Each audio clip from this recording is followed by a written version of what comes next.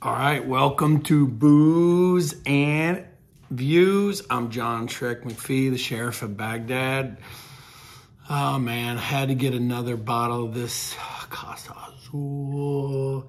Check this out. Watch. Oh.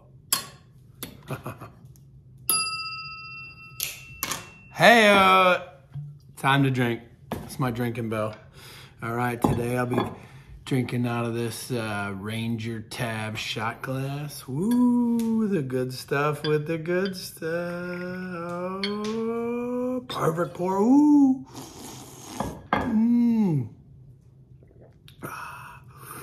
It's the second time today I spilled something on my phone. Wait, should I not admit to that? What time is it? Yeah, I can admit to that. All right, I can admit to that. Okay, so look. Casa Azul, since I had the COVID, since I had the Delta this fall or in September, this is the only alcohol that tastes good to me. And it's really hard to describe. It almost has like a honey taste to me now. Like some type of honey, a little bit of honey, a little bit of lemon, a little bit of pepper from that agave. Like, so I'll just shoot you straight. Since then, the whiskey ain't been tasting as good to me, but I'm gonna tell you this. I don't know what COVID did to me, but it's gonna make me broke because this stuff ain't cheap, but it's so good. It's so good when it hits. Woo! All right, today we're gonna talk about what you guys know about what's going on in the West Bank, right? Ain't no one talking about this. What's going on in the West Bank? I'm gonna take a drink. You know the deal, kid's gonna leave the room, right? And then we're gonna get after it. So check this out.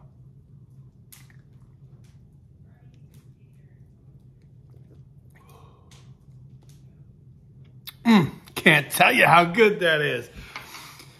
Woo! All right, so check me out. Boom. Got my Ranger Tab, got my Casa Azul. All right, so check this out, man. The other day at the West Bank, 2 Israeli officers were killed in friendly fire, man. Now, this is tough, you know. Basically, right, two commanders were misidentified as attackers and fired on, man. And look, this is serious. This happens at every level of armies, man. And you know, I think it's one of those dirty little facts of war that I don't know if you'd be able to get away from, even with all the Blue Force trackers, even all the, at any point, anyone can make a mistake at any time. And then when you factor in the average age of people doing this is probably 18 or 19, like Vietnam, you know, not a ton of time for training, not a ton of time for experience, right? So, you know, this stuff happens. And I would tell you, man, like, I've had some, I'll tell you, when I got the most gray hair, 2006, we find a Marine Corps base. And I got to walk the Marine Corps base. There's one way in. It's down this long corridor. Hesco's wire, taller than you can climb, right? And it's one straight shot with a machine gunner at the end, some Marine Corps kid, you know what I mean? And I told one of my guys, I'm like, take your helmet off, take all your gear off, you know, take your rifle off, pistol only, pistol, plate carrier, body armor, whatever, only walk up there, hands up, use as much slang as possible. Follow me. Yeah, don't shoot, right?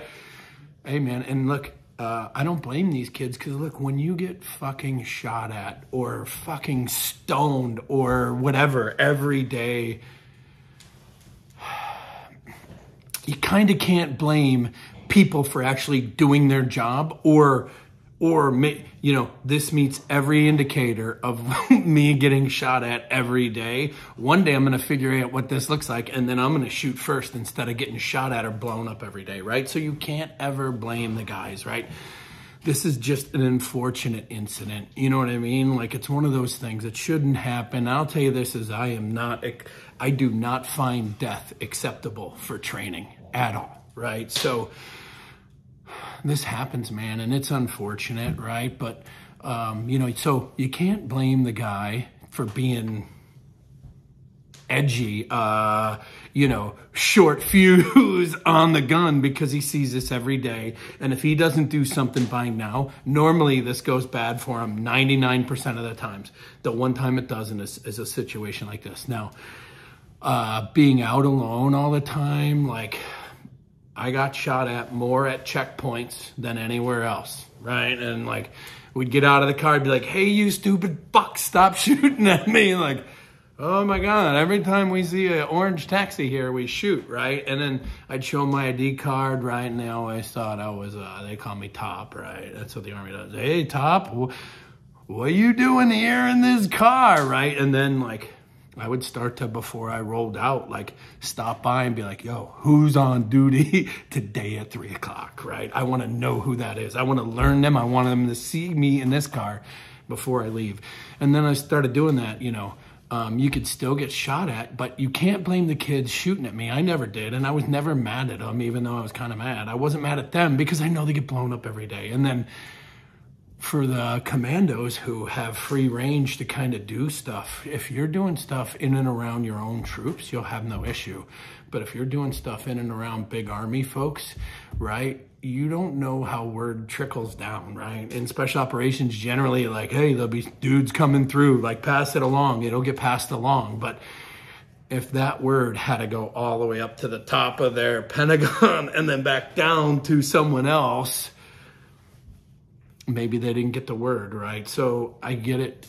Sometimes, you know, these coordinations can be tricky, but when you're the guy outside of the wire, you should in every way, right, safeguard yourself by knowing people, by trying, by any of it, right? 100% all of it, you should safeguard yourself, right? So I'm just saying, I've been in situations like this, and this is super unfortunate. It's even hard to hear. And I know, right, I know it's not the American Army, but I can relate to all soldiers being in these situations because these situations, man, they just happen from time to time, right? And it's like really hard to blame anybody. But at the same time, it's totally unfortunate. And ultimately, it's always preventable. Now, how preventable is that? I don't know. You know what I mean? I know certain situations are sometimes preventable. However, sometimes, like, what do you do? This is, you know, casualties of war. You know how they always say minimize collateral damage, right? That's what I was always told as an Army guy. We hit this target, minimize collateral damage. Don't break everybody's shit all the time, even though you might feel like it, right?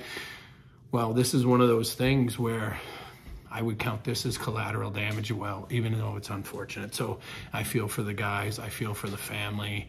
I feel for everybody on all sides because I know the guys that did this probably feel like shit or worse, right? And I know just sometimes this shit happens, man. Fucking shit gets going, shit gets crazy, right? And then could lead to a situation like this. And I tell everybody, when you don't know what's going on, you don't know what's going on. Listen to me, like, understand you don't know what's going on. Like, this seems weird. Don't shoot until you figure it out. I live by that rule. Works pretty good for me. All right, cups up. Drinking a little of this Casa Azul. Let me knock this out. All right, I'm John Shrek McPhee, the Sheriff of Baghdad. This is Booze and Views. Come check me out, right? Next one is coming. Check me out later. Hey, I'll see you guys. Cheers.